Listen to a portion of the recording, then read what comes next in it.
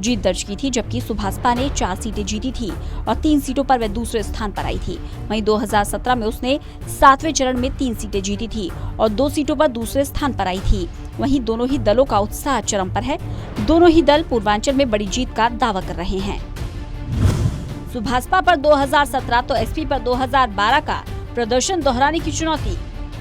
अगर बात करें 2012 के विधानसभा चुनाव की, तो समाजवादी पार्टी ने इसी चरण में 34 सीटें जीती थी और उस पर अपने इस प्रदर्शन को दोहराने का दबाव है। वहीं सुभाषपा पर 2017 का प्रदर्शन रिपीट करने की चुनौती है, क्योंकि इससे पहले सुभाषपा राज्य में कोई सीट नहीं जीत सकी थी। उसे महज दूसरे दलों का वोट काटकर संतोष करना पड़ा था, जबकि 2017 के विधानसभा चुनाव में बीजेपी के साथ गठबंधन करने के बाद वे 4 सीटें जीत सकी थी। यूपी में कितने फीसदी राजभर समुदाय?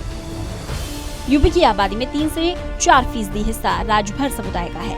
पूर्वांचल में इसका खासा प्रभाव है। अखिलेश यादव इस क्षेत्र में कुछ अन्य पार्टियों के साथ गठबंधन कर 17 सीटों पर वर्चस्व कायम करना चाहते हैं। ओपी राजभर की सीट का हाल।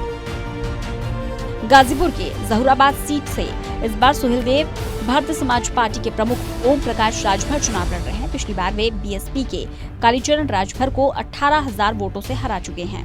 सपा यहां तीसरे नंबर पर थी, तब वे बीजेपी के साथ थे। इस बार उनका मुकाबला बीएसपी से बीजेपी में आए कालीचरण राजभर से है। शिवपुर में अनिल राजभर को मिल रही कड़ी टक्कर। सुहेलदेव भारतीय समाज के लिए एक और सीट महत्वपूर्ण है। वह पीएम मोदी के संसदीय क्षेत्र वाराणसी की शिवपुर से ओपी राजभर के बेटे अरविंद को बीजेपी विधायक अनिल राजभर से कड़ी और सीधी चुनौती मिल रही है। 5 सीटों पर 7वें चरण में चुनाव लड़ रही सुभाषपा।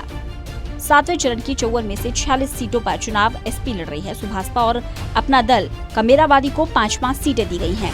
सुभाषपा ने इस चरण में 3 सीटें जीती थी और 2 सीटों पर वह दूसरे स्थान पर रही थी। फिलहाल पार्टी अध्यक्ष ओपी राजभर राज्य में बड़ी जीत का दावा कर रहे हैं। उनका दावा है कि इस बार एसपी के साथ मिलकर बीजेपी को सत्ता से बाहर कर देंगे। सियासी समीकरणों और पूर्वांचल के हालातों को देखकर एक बात साफ है कि साल 2022 के विधानसभा चुनाव के बाद नतीजे जो भी आएंगे, वे पूर्वांचल में या तो किसी एक पिछड़े नेता का बड़ा कद कर देंगे या फिर पिछले चुनाव के नतीजों से उलट होंगे। इन नेताओं को अपनी काबिलियत साबित करने के लिए मौके तलाशने और होंगे। वजह ये भी है कि जिस तरह राजनीतिक दलों ने अपने पिछड़े नेताओं के जरिए पूर्वांचल में घेराबंदी की है, उसमें किसी एक की हार तो किसी दूसरे की बड़ी जीत होगी। ये जीत सिर्फ सीटों की नहीं, बल्कि अपने समाज में रुतबे, दबदबे और वर्चस्व की भी जीत होगी। बहरहाल इस बार सपा के साथ उनका गठबंधन कितना सफल हो पाएगा, ये 10 मार्च को ही साफ होगा। Special desk, total news.